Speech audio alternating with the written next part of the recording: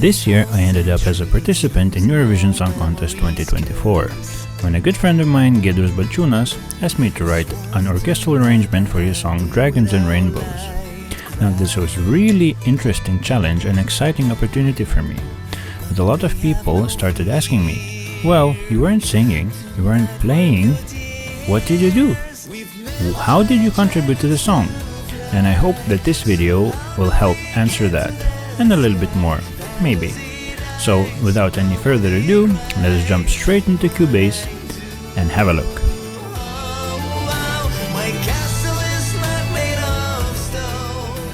So welcome to Cubase, the digital audio workstation that I'm working in. And for start, I think what would be a very good thing to do is to just listen to the song from the beginning to the end once through, and then, as we have heard what the orchestral accompaniment is doing, then we can go a little bit more detail into specific parts of the song, the intro, the choruses, and take a look at a little bit more detailed level. So without any further ado, let's go to bar 1 and start the playback.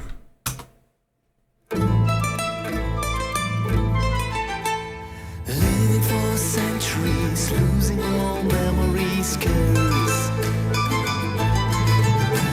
Swirls into the night and a day without light, cry.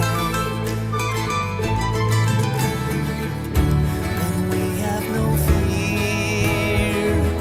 Tonight wipe your tears. We've no dragons to fly.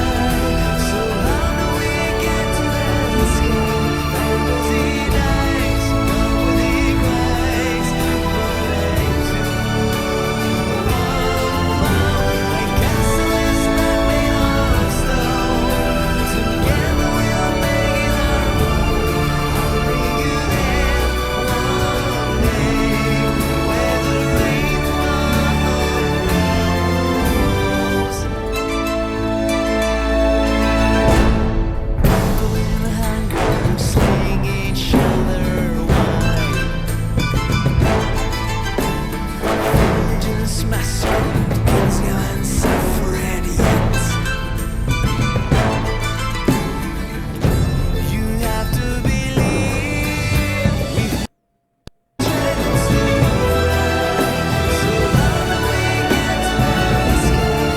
Fantasy dies, nobody cries, but I do. My castle is not made of stone. Together we'll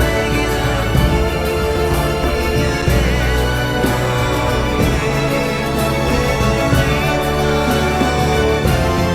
our own. I'll bring you there one day, where the Don't leave, you just need to believe. We've no dragons to fly, so how do we get to the sky? Fantasy dies, nobody cries, but I do. Oh, my castle is not made of stone. Together we'll make it our own. I'll bring you there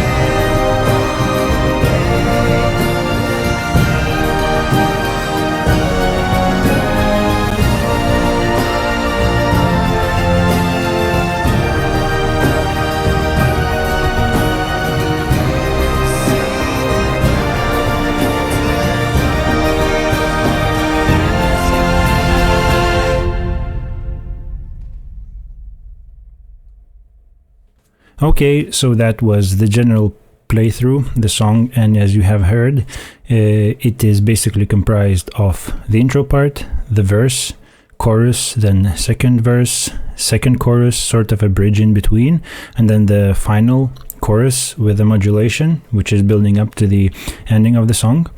And you might have heard the vocals and all of the other audio instruments, or basically the audio stems, quite low. So that I have done because you can actually listen to the song in the final mixed unmastered version, where you can't really very clearly hear the orchestral parts. And I have tried just to accentuate the things that I have actually done, while a little bit keeping the attention to the audio parts. As I have mentioned before, you can go to Giedrius's channel and listen to the whole finished and mixed and mastered song. There I will leave the link in the description window, so you can go and check it out. But apart from that, this project ended up having a little bit more than 160 tracks. Not all of them are being used, but majority of them are, especially for the strings and the brass. The strings are here marked with red, gray, and then red again. Then percussion in green, and brass parts in sort of this yellowy, brassish color, with woodwinds here in blue, keyed tonal instruments here in purple. But this part didn't make to the finished mixed and mastered song, but this part did. So that's basically only that. The other parts are muted. Here are some choirs just to build up the dynamics and the timbre. And then here are the stems that I have received, based on which I have been working and building up this arrangement. So my idea and my approach to the whole song was basically building a foundation, harmonic foundation, which keeps the background of the song solid and quite interesting, but not overpowering or overwhelming any of the instruments which I have received in the stems. And during the production process, when I have sent various versions, we have made some changes. Which parts should I remove, which parts should I accentuate? And there are some things that have been accentuated and marked. For example, here the strings are sort of doubling the acoustic violin that has been recorded. There are some parts here and here and here, which are basically a little bit of ear candy, should I say. But apart from these parts, I have tried to stay in the background, but be a little bit more foundational and flowing sort of orchestral sound. And as Giedrius wanted, mainly strings and brass and percussion, and maybe a little bit of woodwinds for the color. But that was basically it. Harmonic foundation for the song, not overpowering the vocal. That was my approach and my idea. For some people, these squiggly lines could be very hard to understand, and what actually is happening here, and how I am actually getting out this orchestral sound out of the computer. And that is digital audio workstation, and every track here is actually a virtual instrument. By that I mean that these are sort of virtual counterparts of the actual instruments that have been made possible by various companies by recording in the actual samples and then programming them in such a way that you can use your computer to play them back in a very actually easy to understand manner. And by using them, you can actually get the sound back in such a way that it is almost very closely comparable, or some would say indistinguishable from the actual recording. Well, that's up to the debate, but basically you can get 80% of the sound of the orchestra this way. And for example, here we have Violins 1 of the BBC Symphony Orchestra, recorded in Maida Vale Studios. And now by playing on my musical MIDI keyboard, which is in front of me, I can actually play live the Violin 1s playing in Maida Vale. And this is very, very interesting and very exciting.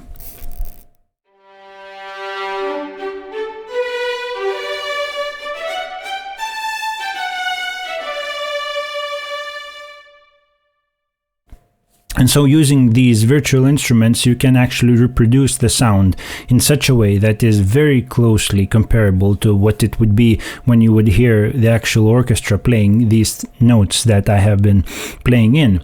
And this is a very exciting and interesting opportunity to use these libraries that are actually quite expensive, but if you would compare that to the actual price of the orchestra, so that you would pay for the orchestra to play back and record this, that would be not even comparable. Because you would have to rent the orchestra, you would have to rent the space that you would be recording in, you would have to rent the engineers that would be recording in, and then you would need everything perfectly set up so that you could get the recordings in like 3 takes. And that is very, very hard and takes a lot of time and takes a lot of money to prepare for that. And these virtual instruments, although they are quite expensive, you can record them basically at 2 a.m.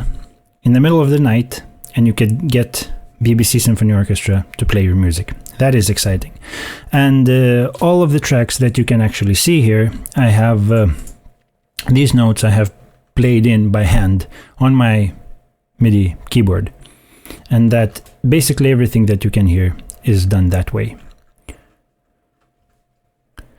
Then now if we would actually move to the brass section, it is a lot less interesting and more simple because I have approached the brass as mainly the pad and mainly for the timbral color of the brass. And the most interesting thing that is happening with the brass is here. Sorry, I didn't solo the brass. Let's solo the brass. Or maybe solo the brass and then the BBC Symphony Orchestra strings, so that the strings are not so overpowering, but you can still hear the context. So you hear the brass pad.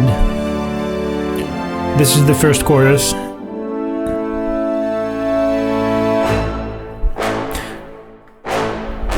And then this is the second verse. So this is the most interesting part, which is about the brass, these sort of stabs. And then there is basically this pause before the second chorus. And then now the sound is a little bit, in the second chorus, the sound for the brass is a little bit more or less sort of classical, because here I have used BBC Symphony Orchestra brass, which is a little bit more mellow sounding, to keep the sort of dynamical and timbral color on the first chorus a little bit more subdued. Then we remove that and then transfer more to the sort of Albion 1 and Cinebrass, which are more powerful brass. And then for the third chorus we do the same thing, but then just add the well, this says BBC trumpets, but it's actually Cinebrass trumpets. So add even more higher brass for more impact and more dynamical change compared to what we had in the first chorus. As quite a natural part of the brass, we can actually go and check a little bit of the percussion libraries that I have used and the percussion sounds, and how do these actually go together with the brass for the verse 2. Basically, throughout the whole song, I have used the percussion quite sparingly, mainly concentrating on timpani and the bass drum from the BBC Symphony Orchestra, but also adding a little bit of different instruments here and there. So for example here, this is the hypertoms from the Albion 1 library, and then you have a little bit of some freebies from the sine libraries. I think this is actually Dynamo Drums, Jump Ensemble. So yeah, and then a little bit of these things that I have mentioned. This is the bass drum and then the timpani. And with the percussion, or at least with the timpani and with the bass drum, I have approached it so that I'm trying to not hit the hard velocity layers everywhere, but actually increase the sound of the instrument by using compression. And that changes the sound quite a lot. For example, here, if we can solo the timpani with the compressor,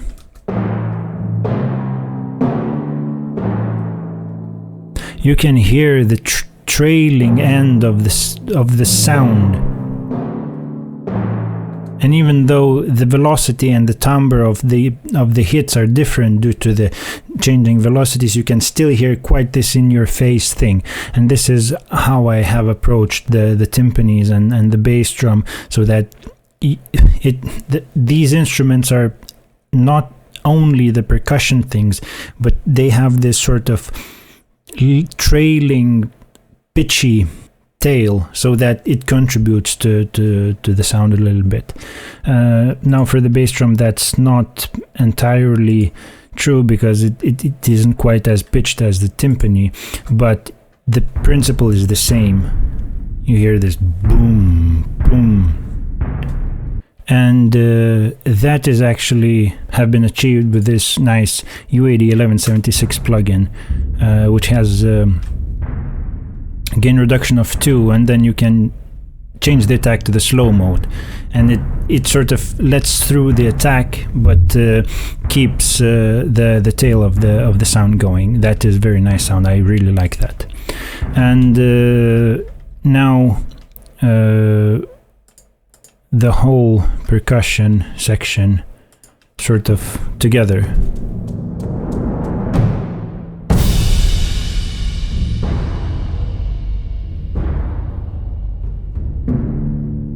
This is for the chorus, so that it is quite sparse and just accentuating the first strong beats. And then here's the second verse.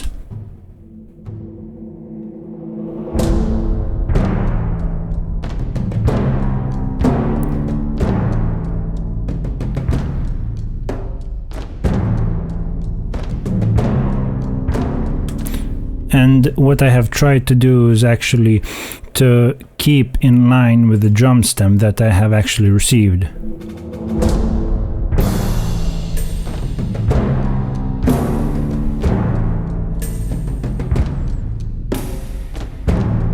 And the same was for the other parts of the song. So then the way this ties up with the brass is very, very nice. When you have this sort of transition again from the first chorus to the second verse.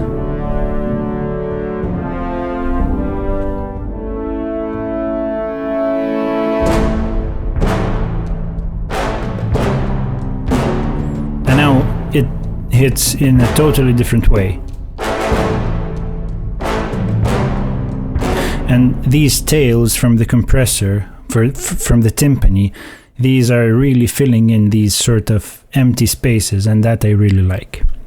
Now for the woodwinds, it basically is very, very simple. I have chosen a few sort of melodical, harmonical lines from the strings and the middle and maybe the higher parts, and then just copied and pasted here, so that you get this sort of very, very supportive, not very in-your-face sound, but just for doubling for the texture.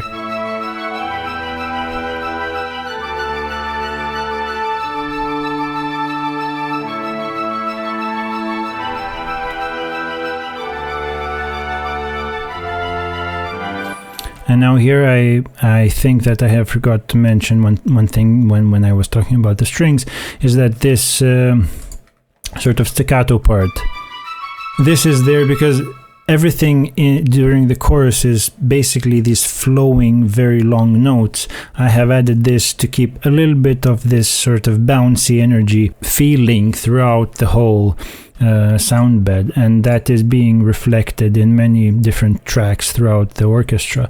And then when you add everything together, it sounds basically like that. I mean by everything together, these sort of staccato-ishy parts.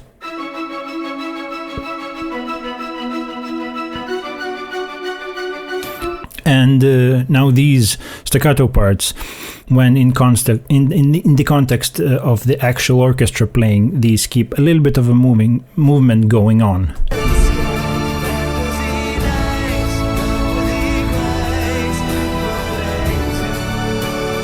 because all of the other instruments are playing long notes, and this was quite interesting and important thing for liveliness of the whole arrangement.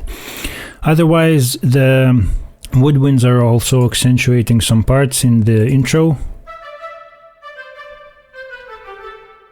here, and maybe we can actually hear all of these, and maybe let's add that one and some of the strings so that you can hear a little bit in more context.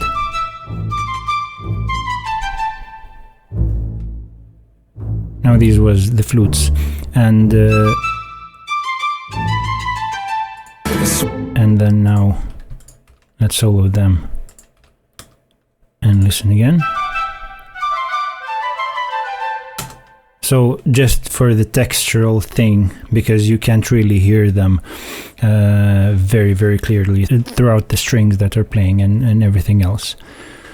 Apart from that, as I said, it is basically there to add the texture. And then underneath you have also the choirs, and that had exactly the same purpose, just to add some intensity and dynamics. So for the first chorus you don't have anything in the choirs, for the second chorus you have a little bit of the choirs, and then for the third chorus you have a little bit more interesting sort of harmonical situation going on. And this is the lead chorus line, and let's hear the whole chorus.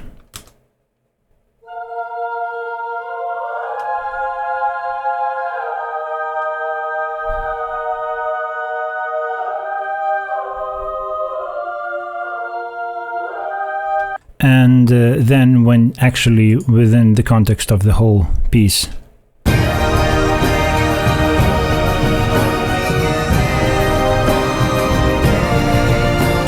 you can barely hear the choir there, but it is there.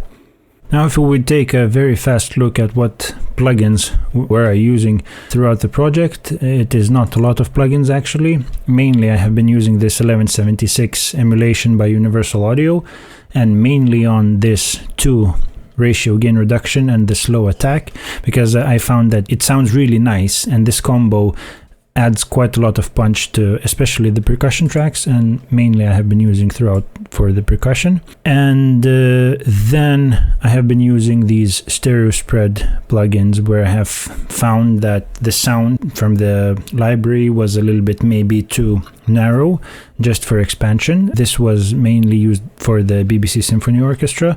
So now if we would go to the BBC Symphony Orchestra for the chorus 1, and if we would now take a listen to how BBC Symphony Orchestra sounds without these 2 plugins.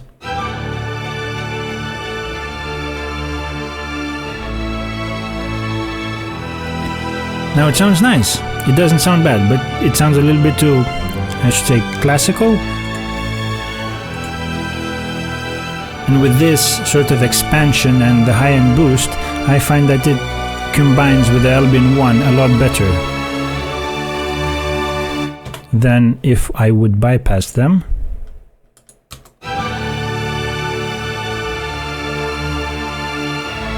Though this is nice, it's not the same.